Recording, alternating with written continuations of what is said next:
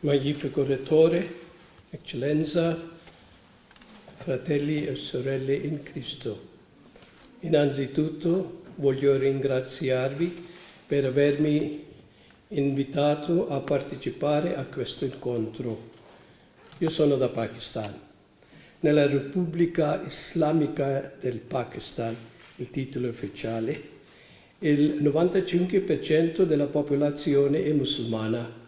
I cristiani, cattolici, protestanti insieme, siamo più o meno 3 milioni oppure più o meno 2% della popolazione. Una grande popolazione di più di 200 milioni. Siamo una piccola minoranza, ma ciò non significa che noi cristiani siamo una minoranza nascosta o una minoranza silenziosa. Come ha ricordato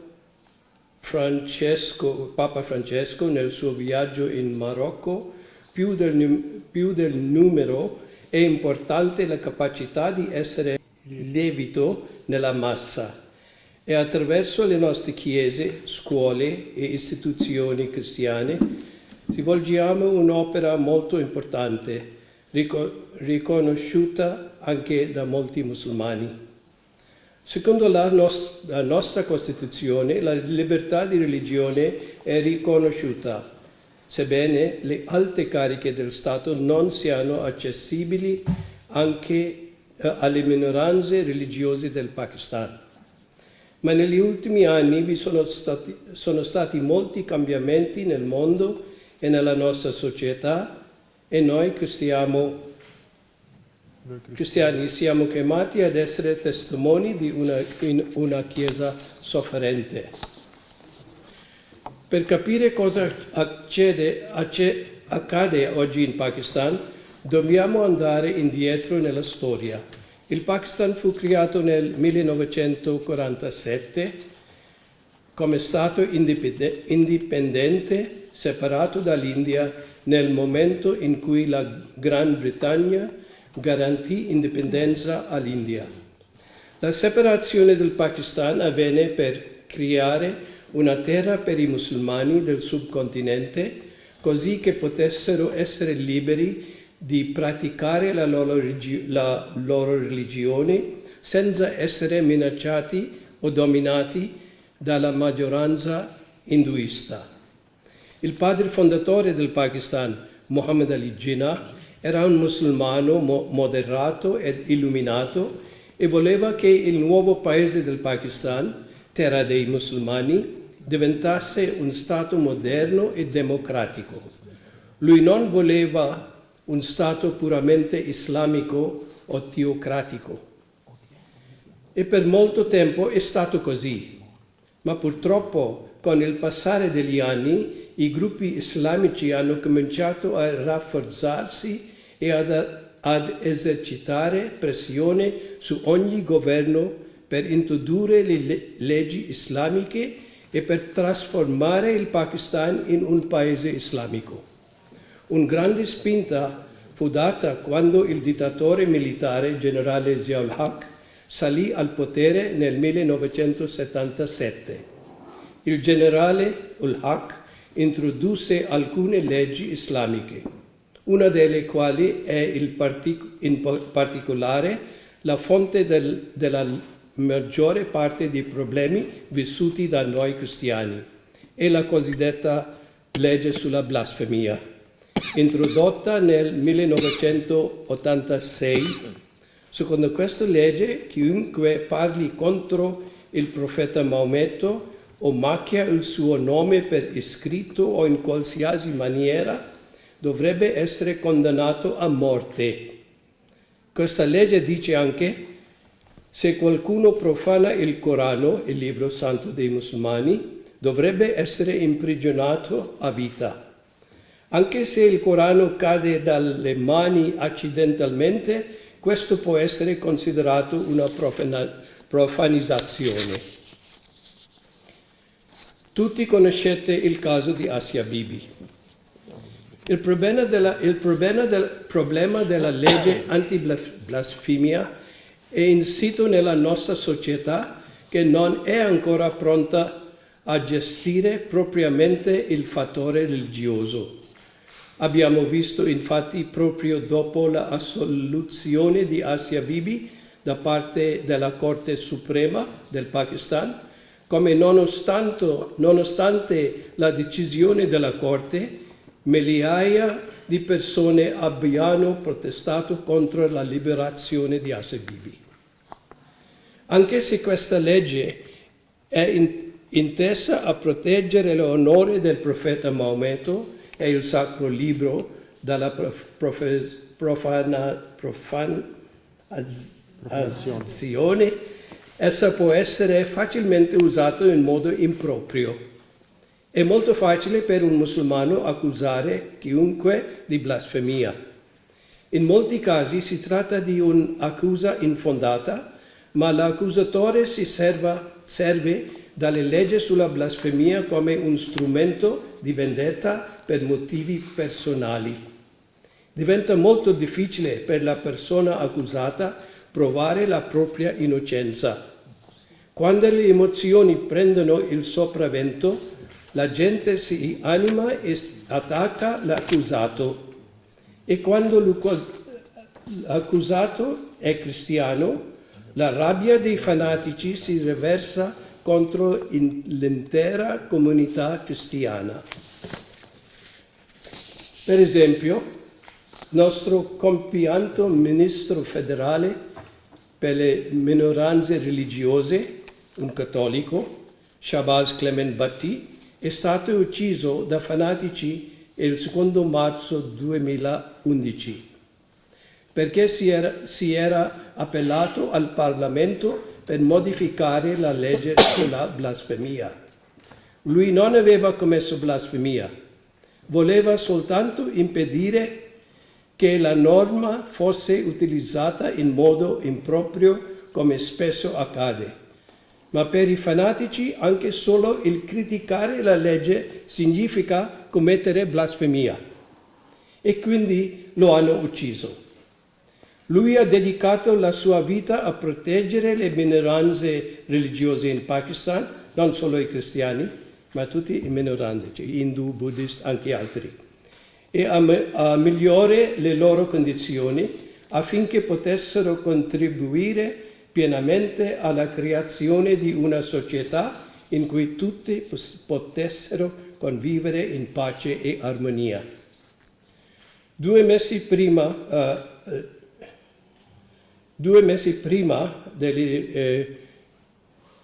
il governatore del Punjab,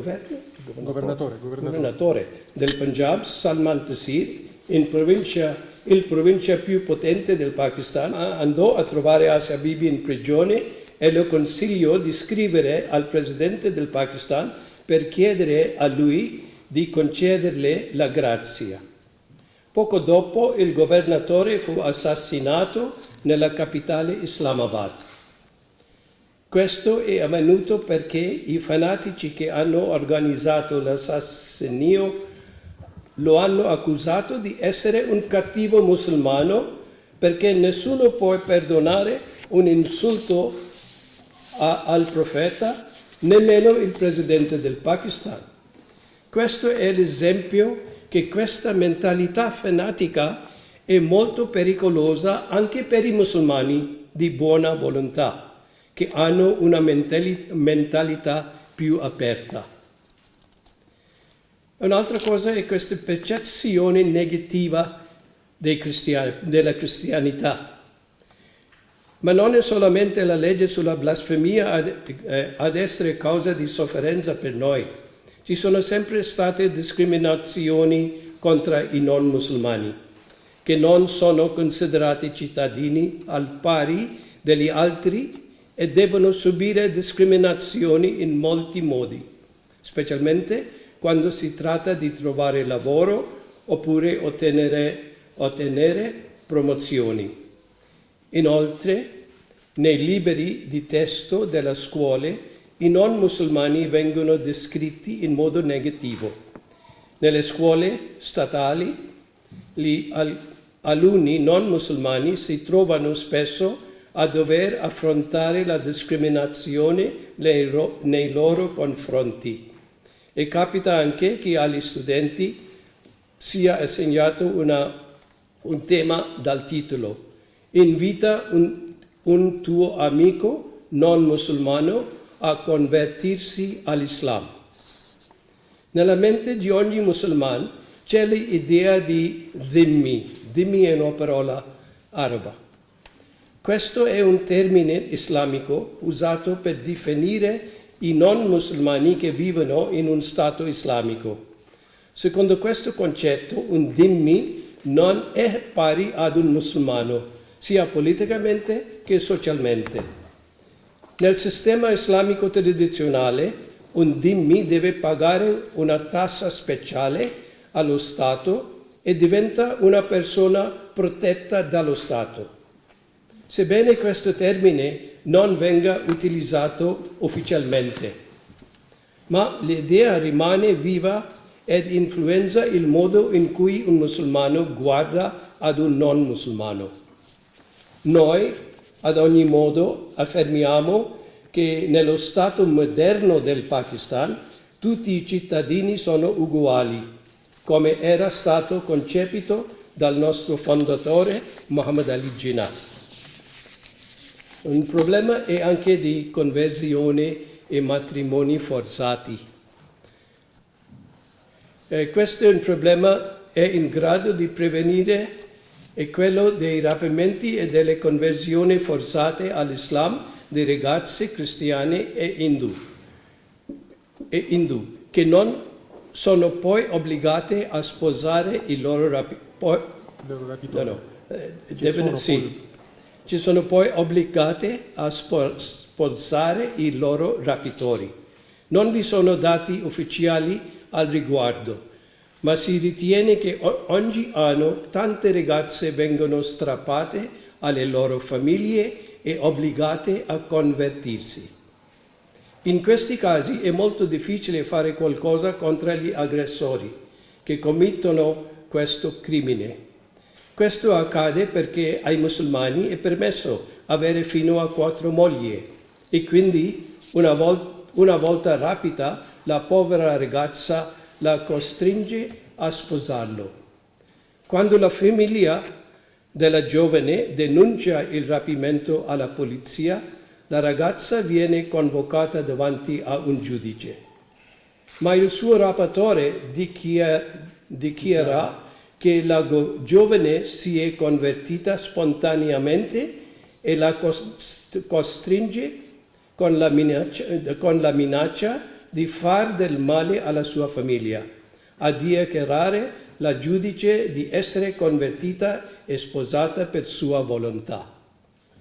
Ci sono stati diversi casi negli ultimi giorni e per questo il 19 marzo proprio a Karachi ci è formato un comitato contro queste conversioni forzate formati da cristiani, il Sikh e Hindu.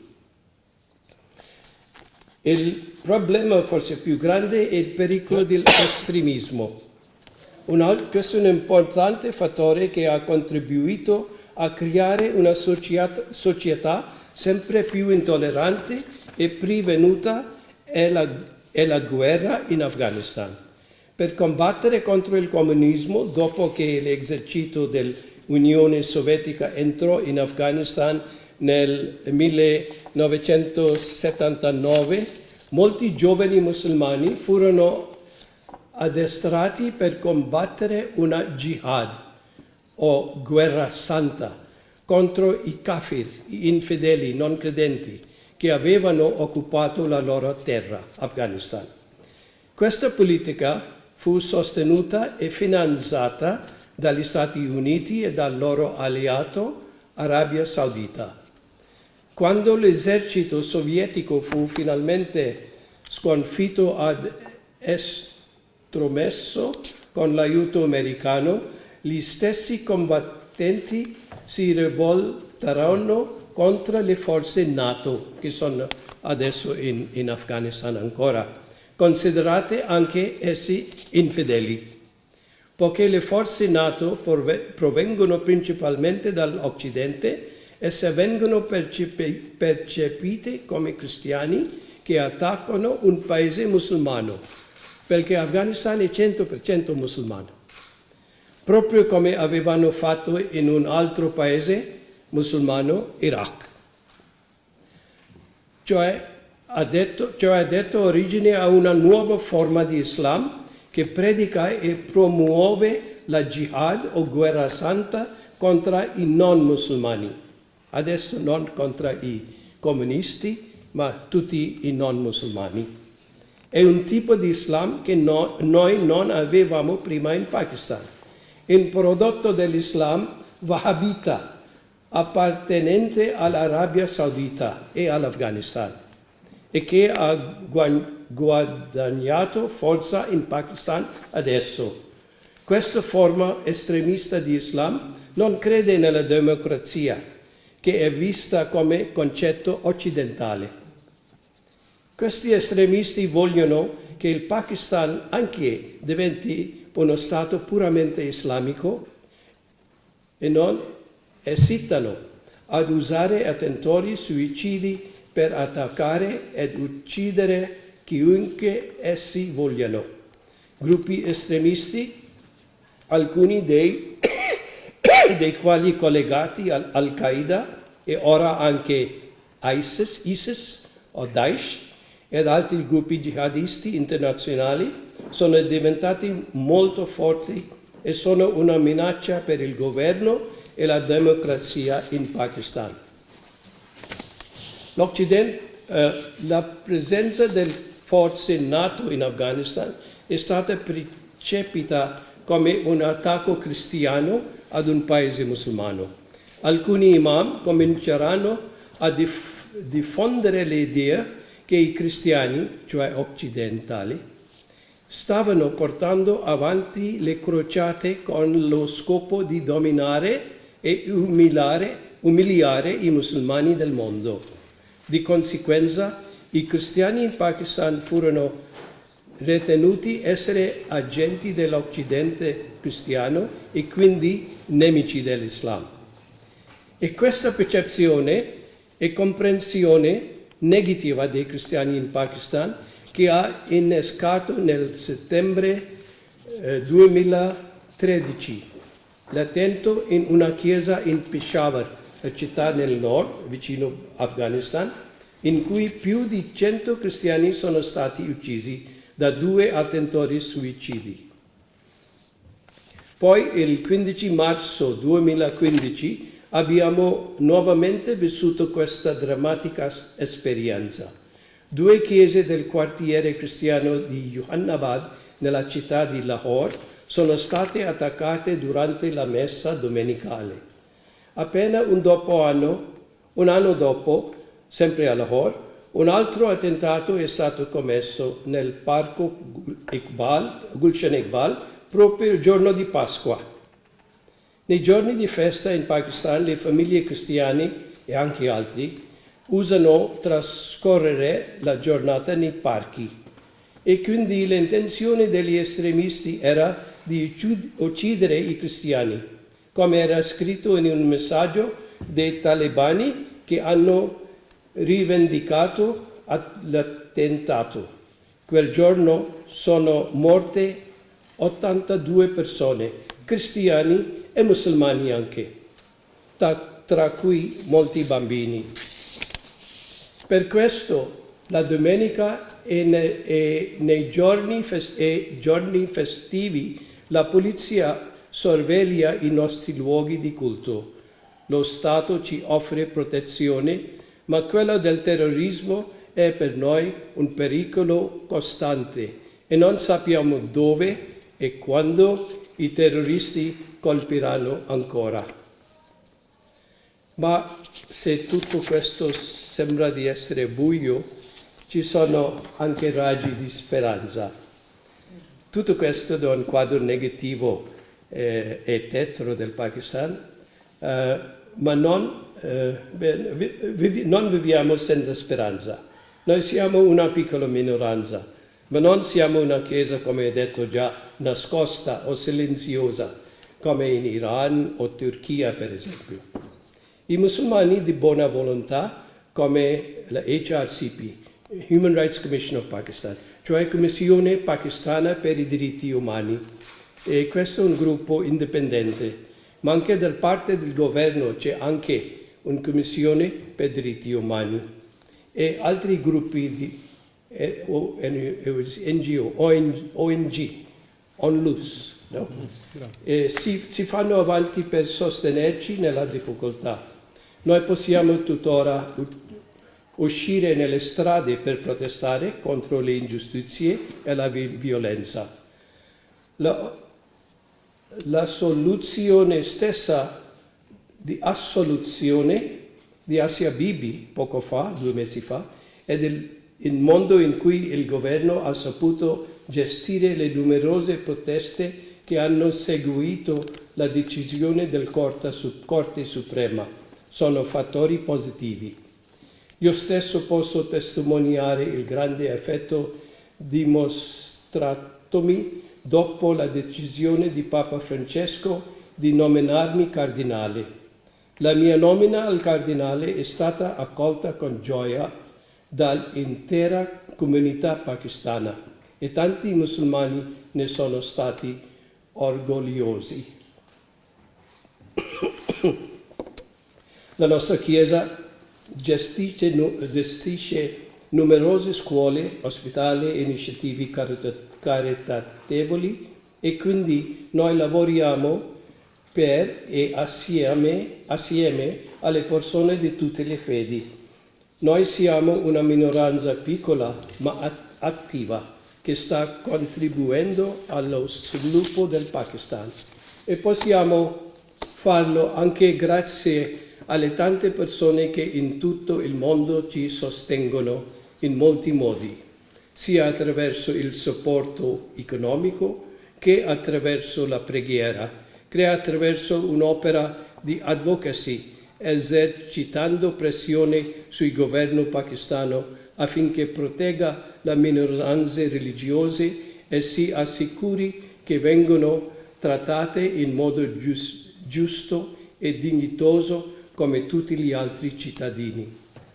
E ne approfitto per ringraziare aiuto alla Chiesa che soffre, non soltanto per avermi dato l'opportunità di parlarvi oggi, ma anche per il grande aiuto che da tanti anni dona alla nostra Chiesa in Pakistan.